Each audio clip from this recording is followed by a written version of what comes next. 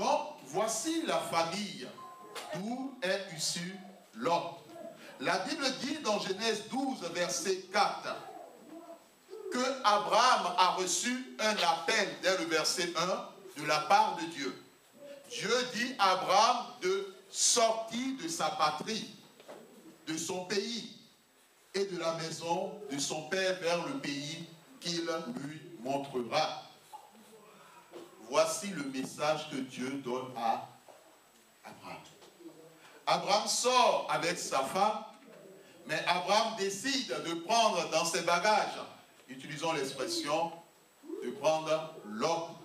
Mais quand on lit le verset 4 de Genèse 12, la Bible nous dit que Lot partit avec Abraham.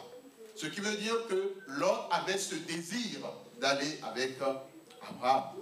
Mais quand on continue le verset, on se rend compte au verset 5 que Abraham a pris sa femme Sarai, Lot, le fils de son frère. Bien-aimé dans le Seigneur, lorsque Dieu te donne un appel, c'est ton appel. Ce n'est pas un appel qu'on partage. On ne partage pas l'appel de Dieu.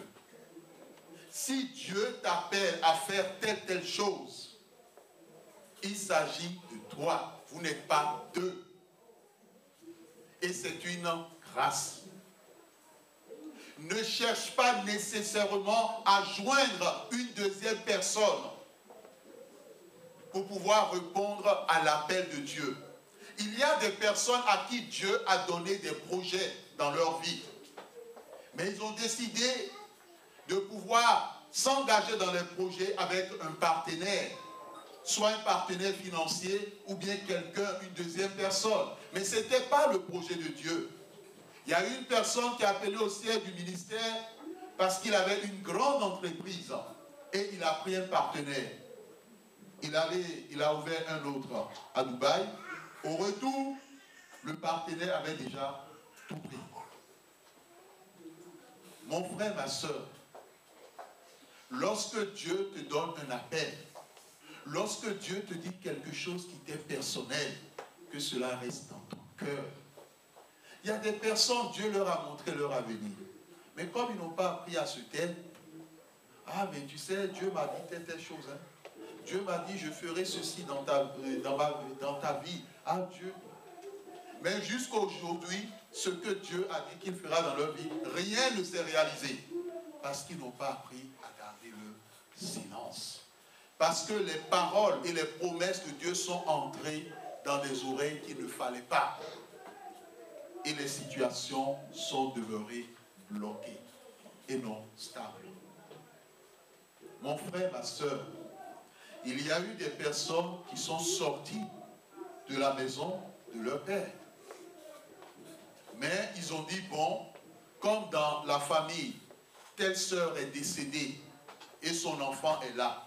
Tel frère est décédé, son enfant est là. Il faut que l'enfant vienne là où ils sont. Aujourd'hui, nous sommes en train de traiter un cas où les enfants que la dame a fait ramener, un des enfants était l'enfant d'un ami, d'une amie sincère. Ils ont partagé tout ensemble, comme on le dit, ils ont fait la pluie et le beau temps ensemble. Et donc, comme cette amie est décédée, elle a décidé de pouvoir adopter son enfant. Et elle a décidé d'adopter aussi un deuxième enfant, c'était l'enfant de sa sœur. La sœur vit encore. Elle a fait les démarches, elle a ramené ses deux enfants ici en France. Avant qu'elle ne fasse la démarche, elle s'est tournée vers le serviteur de Dieu. Le serviteur de Dieu lui a dit ceci.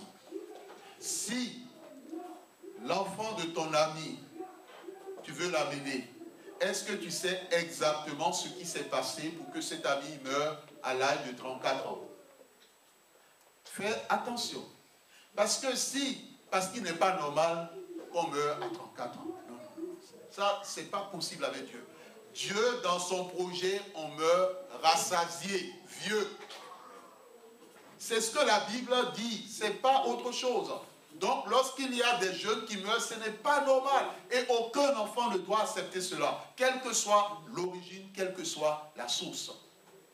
Bien-aimé dans le Seigneur, on lui a dit, si les gens qui se sont attaqués à la mère, parce qu'il a été dit que la mère, elle est morte de façon mystérieuse, une maladie dont on n'a pas trouvé la cause. On a dit à ce couple, si la mère est partie à un âge pareil, est-ce que vous êtes sûr que ceux qui se sont attaqués à la mère ne vont pas s'en prendre à l'enfant? Y compris les personnes qui s'occupent de l'enfant. Finalement, au pasteur, on a déjà engagé les démarches. Et finalement, ils ont ramené les deux enfants. Aujourd'hui, ils crient au secours. Parce que les deux enfants se sont avérés être des sorciers. Un sorcier et une sorcière. Ils sont entrés dans la maison et les problèmes ont commencé. Les objets ont commencé à être détruits. Le mari passe son temps à se battre la nuit dans le soleil. Actuellement, c'est le couple même qu'on menace. L'enfant, il doit avoir 5-6 ans. Il menace de tuer la femme.